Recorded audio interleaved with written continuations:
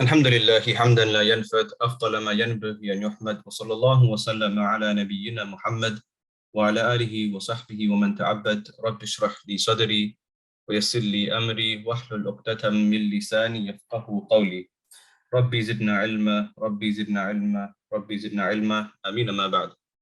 Assalamu alaikum and welcome to all the students in our first lesson in the book Madinah Book 1, which in Arabic is called دروس اللغة العربية لغير الناطقين بها, lessons in the Arabic language for those who do not speak it. And we'll get straight into the book, inshallah. But before we do that, there's some introductory principles that I want to go through first. So since we're here learning Arabic speech, we're here to learn how to speak, how to basically develop 4 skills: to speak, to read Arabic books with understanding, to write, and to be able to comprehend and listen to Arabic speech as well. So Arabic speech is made up of words. Words are made up of letters. Now, so first a student, they need to understand and know the letters. And that you study it when you're in the madrasa, or for example, you study it in the tajweed class. Here, so that is basically the prerequisite for this class, that you can be able to read Arabic script. Here in this class, we're going to go to the one before that, which is, or after that, which is words.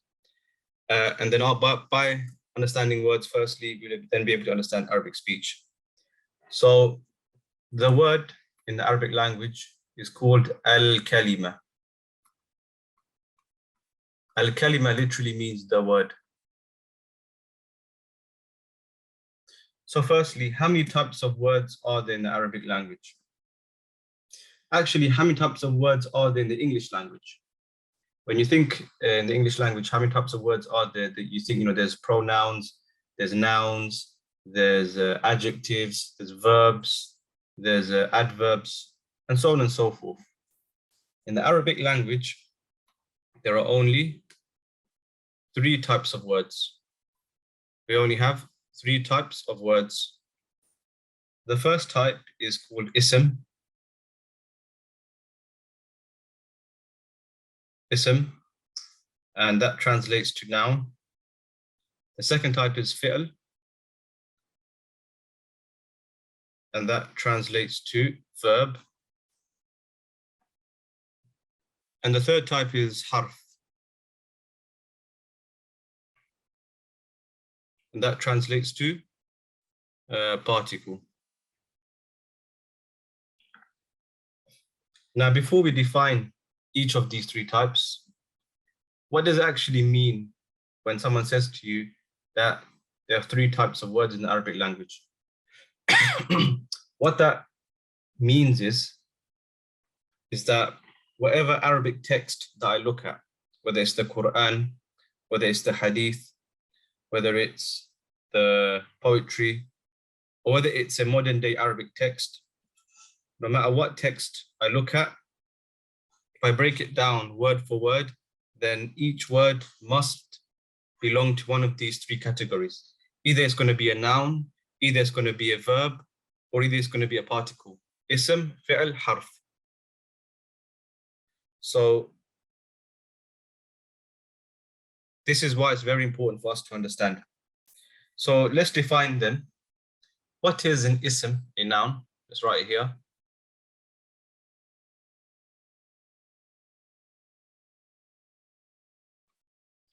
A noun, a rough definition for noun is a word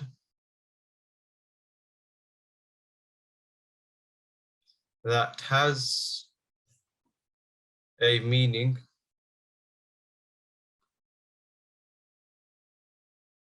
but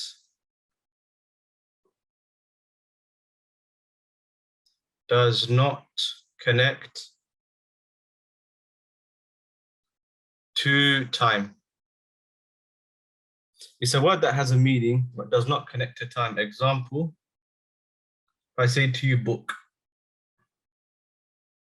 or in Arabic you would say kitab.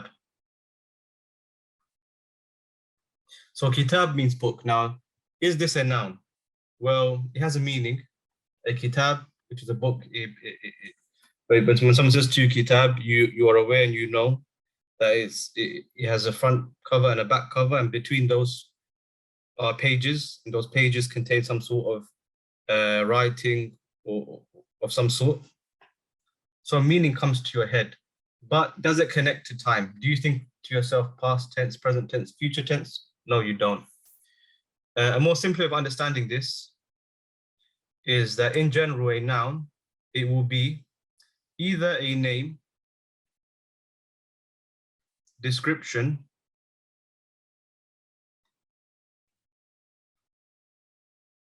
or a reference to a person, place, or object. So a noun in general, it will be a name, description, or a reference to a person, place, or object. So if I say to you now, Zaydun. If I say to you Zaydun, is this a noun? Well, it has a meaning. Yani, it's probably a boy or a man. Does it connect to time? No, it doesn't. And in general, as you can see here, it's a name. It's the name of a person, Zaydun. Or if I say to you Mecca, Mecca is the name of a place. If I say to you Jamil, Jamil means beautiful. Okay, it's a description. So these are all examples of nouns. Now let's look at the fi'l, the verb. Let's define the verb. Okay, so let's firstly rub out our board.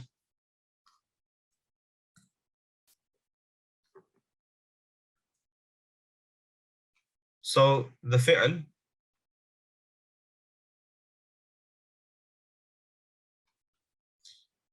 which means verb, is a word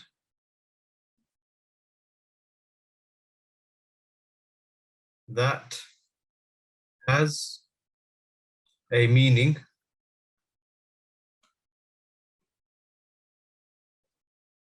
and connects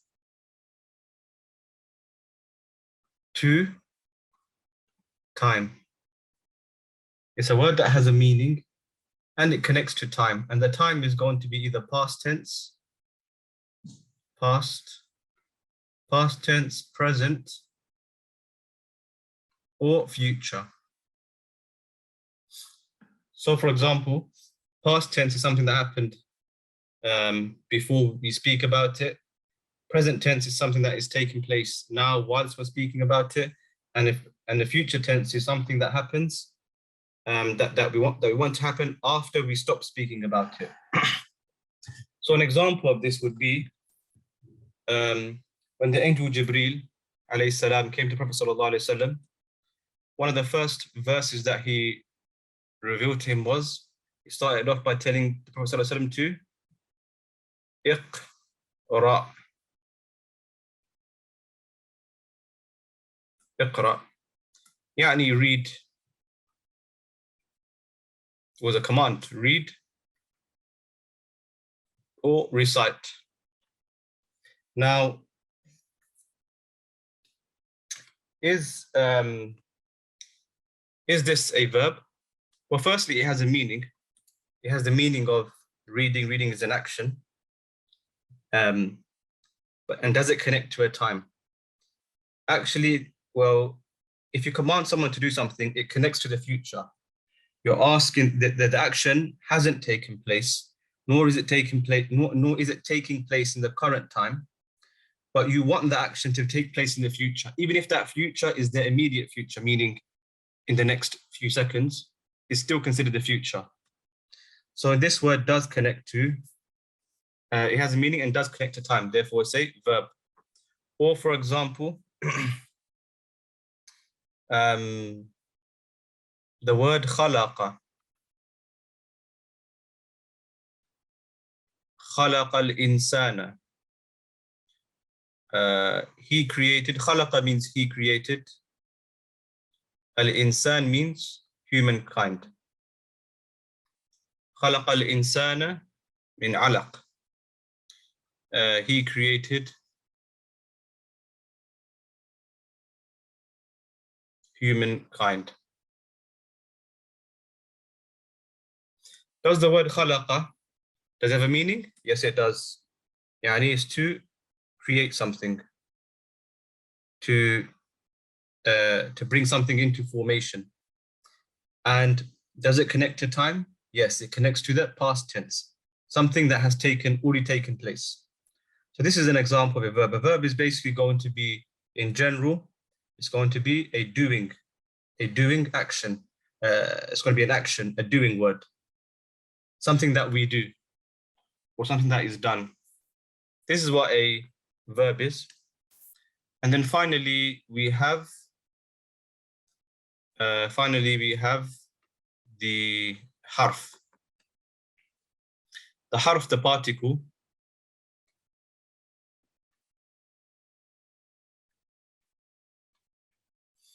The way that I define harf for beginner students, well, if you think of a particle is something which is small. So the way that I define harf for beginner students, all I say to them is that a harf is like a small word. It's a small word that has one or two letters. For example, wa, which means and. For example, li, which means belongs to. Another example is min, which means from. Ila, which means to. Fi, which means in. These are all huruf, these are all particles. Why? Firstly, they don't really possess a meaning, and they're very small words.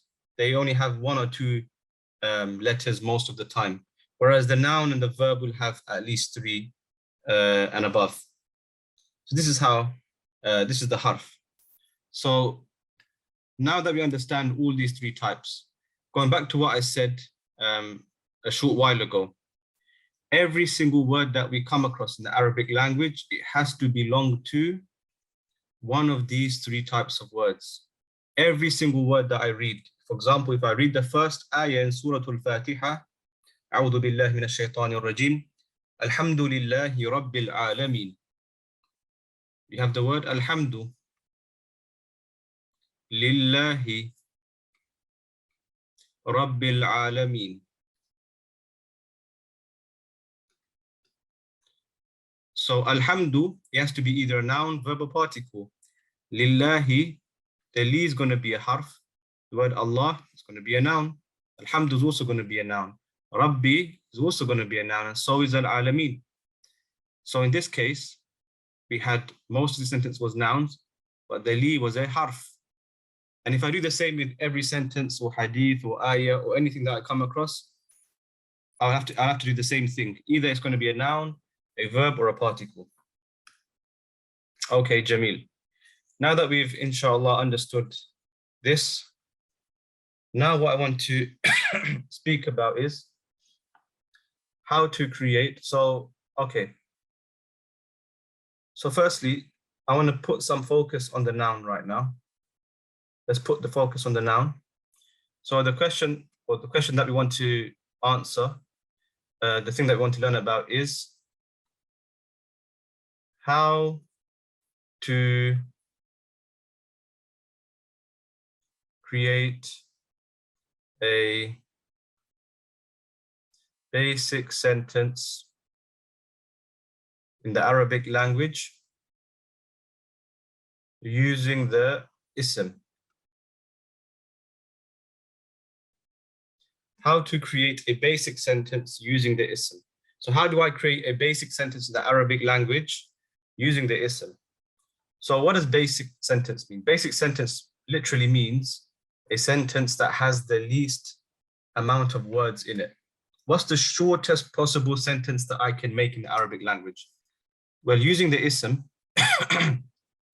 the shortest possible sentence that you can have will contain 2 words only. It will contain 2 words. The first of the 2 words will be definite. يعني معرفة.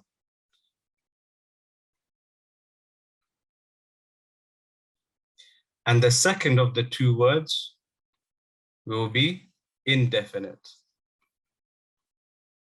يعني نكرة. نكرة. Okay, so what are these 2 new words that I've mentioned?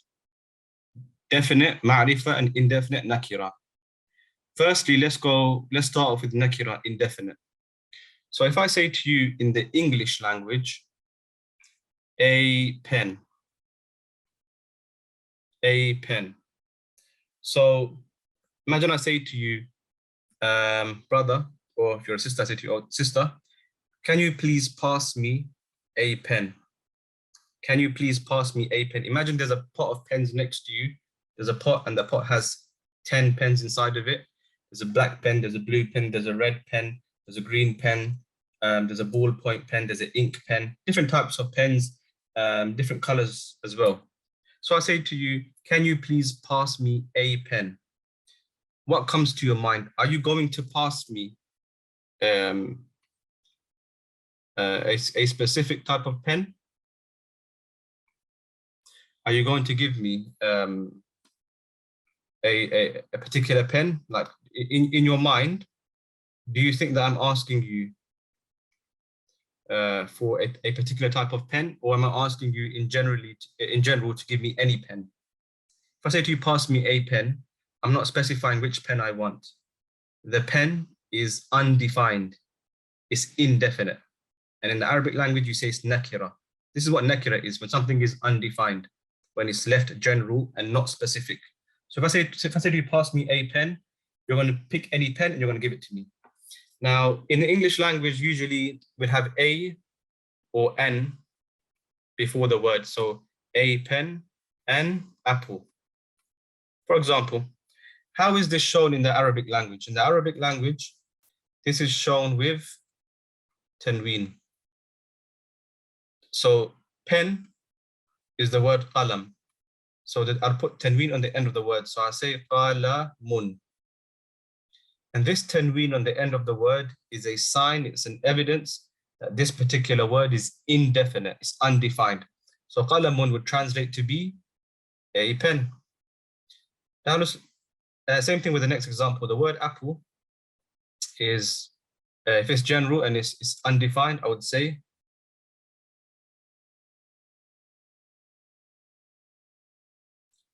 tufahun. And again, this tanween on the end of the word is evidence that the word tufah is undefined, it's indefinite. So tufah would translate to be an apple. How do I say house? How do I say house in Arabic? In Arabic, I would say bait. Bait means house. But what do I put on the ta? If I want to say a house, I keep it general. I would say baytun. So baytun here, it would mean a house. This is the meaning of nakira. As for definite, which is the opposite of it, ma'rifa. So let me just rub this part of the board out.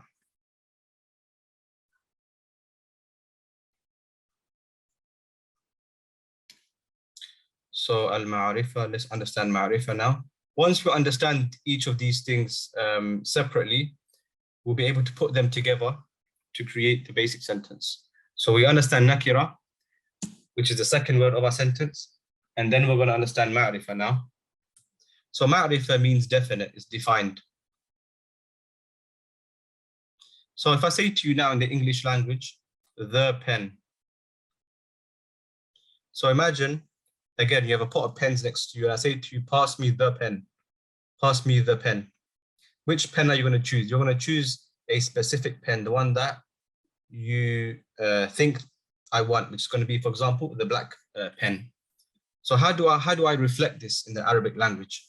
So the word qalamun,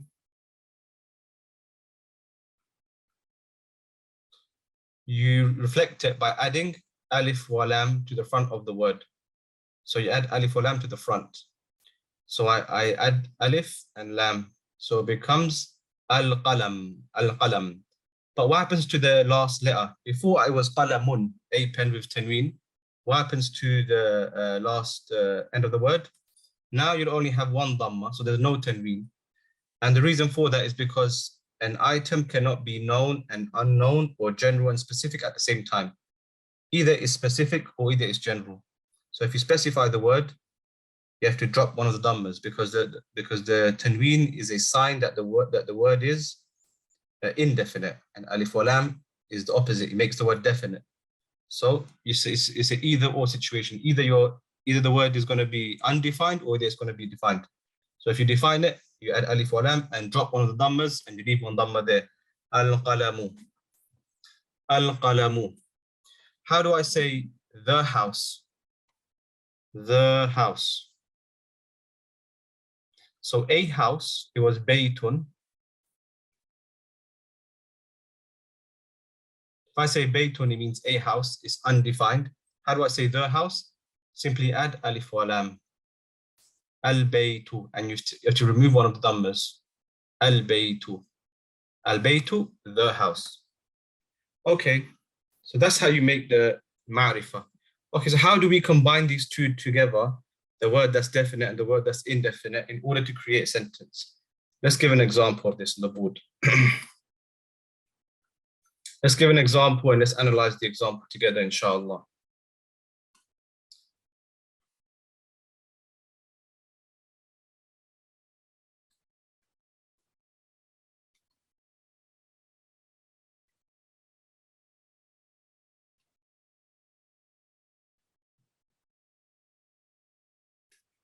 Al-baytu jamilun. So as we can see, we just created a basic sentence using the ism. Both of these are nouns.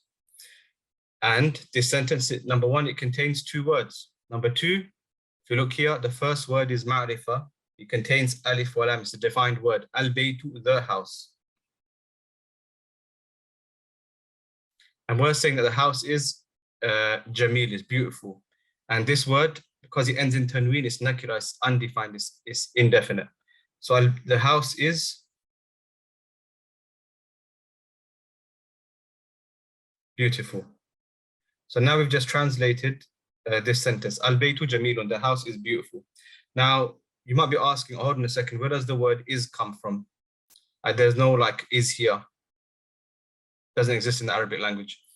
Simply the word is, I just implied it in translation because if I say to you the house beautiful, my English won't be complete. So just to make the English complete, I implied that it's there and you add it in. So the house is beautiful. I'll give you another example. What would the following word mean?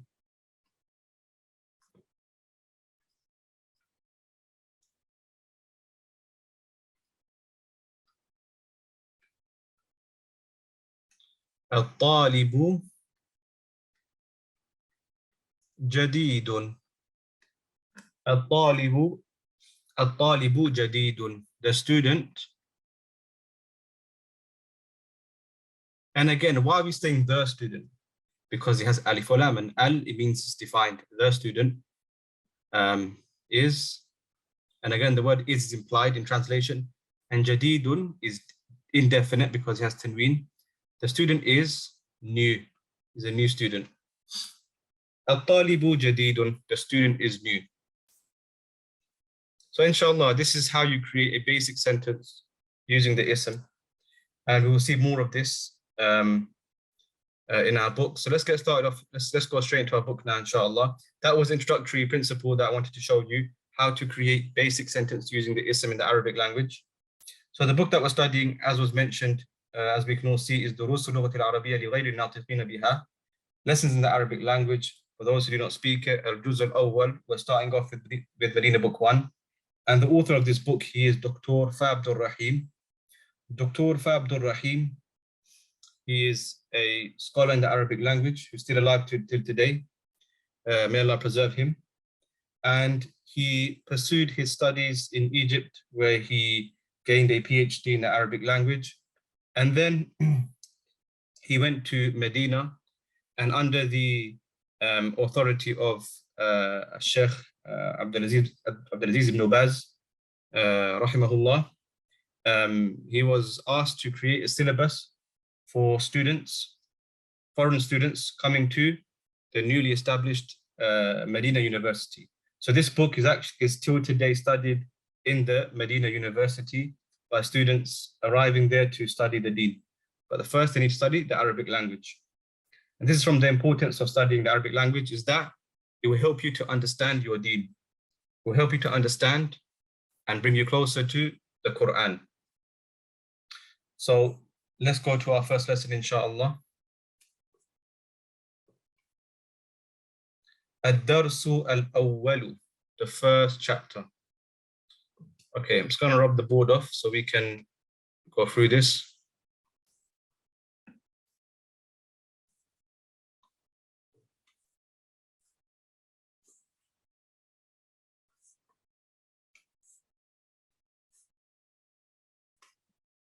Ad-Darsu al-Awwalu, chapter number 1, هذا. In chapter number 1, we learn about a word called هذا. هذا is a noun. The reason why is because it's a reference to a noun. So anything that's referring to a noun is a noun itself. So هذا, it means this. And in brackets, I'll put the word is here. And هذا is used for singular masculine objects. We'll learn later on about how when you should use هذا. We'll learn it later on when we come across ذلك, تلك, and هذه. But for now, the word هذا, it basically means this is. So let's look through the book and read together, inshallah. هذا بيت. This is a house. So look at the word bait, it's a house, because you've got tanween. So if it's indefinite, it's undefined basically, and you should put a or n before the English translation. So هذا بيت, this is a house. هذا مسجد, this is a mosque. هذا باب, this is a door. هذا كتاب, this is a book. هذا قلم, this is a pen. هذا مفتاح, this is a key. هذا مكتب, this is a desk. هذا سرير, this is a bed. هذا كرسي, this is a chair. It's important for the students to memorize these words. Any new vocab that you come across, in the back of your notebook, start creating a list of vocab and write down and record all of your vocab there and try to memorize those words. So we just learned how to create basic sentence. Now, what we're going to do is we're going to learn how to create basic questions and answers. So how to create basic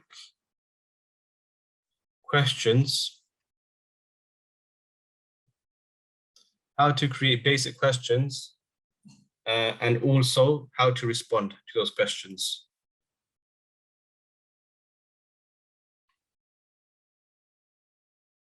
How to respond. So the two basic ways of creating a question. One way is, for example, if you know absolutely nothing about the object in front of you, you know absolutely nothing about it, and you want to inquire about what it actually is. So what you do is you use ma. Ma means what? Ma means what? So if you ask somebody,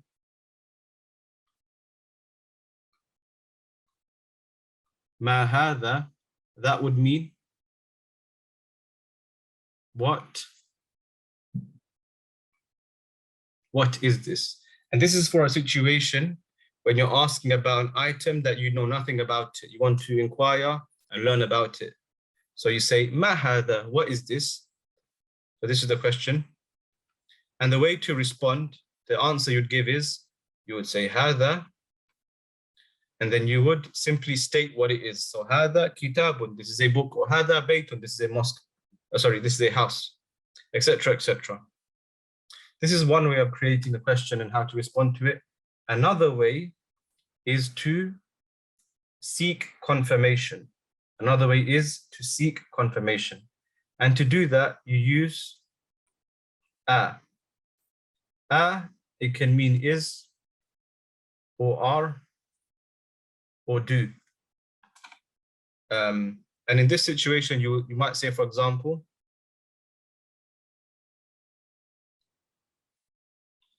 أهذا بيت.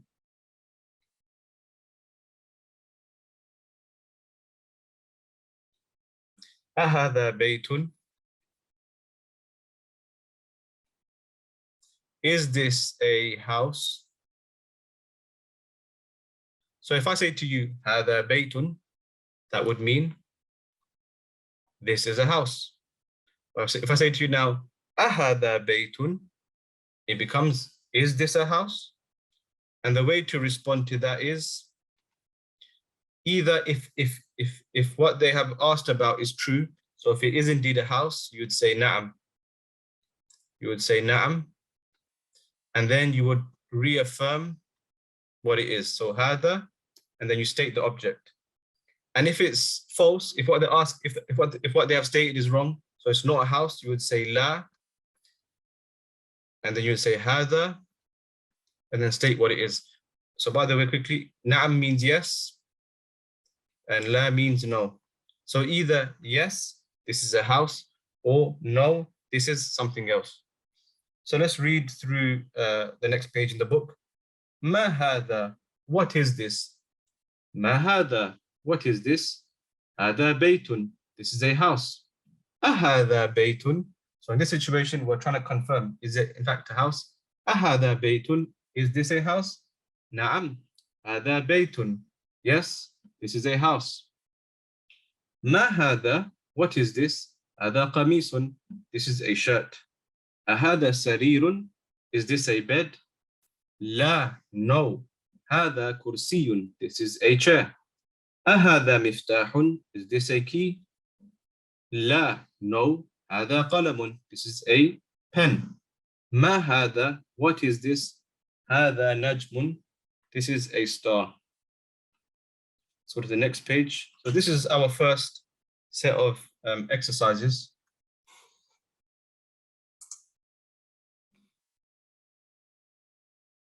This is the first exercise. In these classes, I won't go through the exercises, but I will explain how to do them, how to complete them. The answers can be found in the English key or the additional notes for these books. So Tamreen, number 1. You have the question, ma hada, what is this? And then you have the object that it wants you to state. So hada, and then state what this object is. Just as I quickly mentioned, the side notes. So you have, for example, you have, in addition to the Arabic book, you have the Arabic solutions to the homework or to the exercises, and you also have the English key. The Arabic solutions has the answers to the homework, and the English key has all of the rules that we will learn throughout this book. That's the first exercise. The second exercise is similar. You have to answer the question there, and you have to use the picture, the image to the left-hand side to assist you, to help you. Here we have another exercise. Tamareed number 3, exercise number 3, اقرأ واكتب, read and write. So it wants you to read these sentences, write them out, and also translating them for yourself will be very useful. Here we see something new, man hada. Man is similar to ma, but man, it means who. Man, it means who. So man hada, who is this? Man hada, hada tabibun, who is this? This is a doctor. Man hada, who is this? Hada waladun, this is a boy. Man hada, who is this? Hada talibun, this is a student. Ahada waladun, is this a boy? لا هذا رجل. No, this is a man. So man, it means who. ما هذا؟ هذا مسجد. من هذا؟ هذا تاجر. Who is this? This is a merchant or a businessman. هذا كلب. This is a dog. أهذا كلب? Is this a dog? لا هذا قط. No, this is a cat. هذا حمار. This is a donkey. أهذا حمار? Is this a donkey? لا هذا حصان. No, this is a horse. وما هذا? And what is this? Wa means and. وما هذا? And what is this? هذا جمل. This is a male camel. Jamal means male camel. ما هذا? What is this? هذا ديك. This is a rooster. من هذا? Who is this? هذا مدرس. This is a teacher. أهذا قميص? Is this a shirt? لا هذا منديل. No, this is a handkerchief. And then we have another exercise here, تمرين. Simply اقرأ واكتب, read and write. So you have 10 questions or 10 sentences here. Read, write and translate them. And with that, we come to the end of the first lesson. Inshallah, it has been of benefit. And we'll see everyone in the second class. هذا وصلى الله وسلم على نبينا محمد وعلى آله وصحبه وسلم.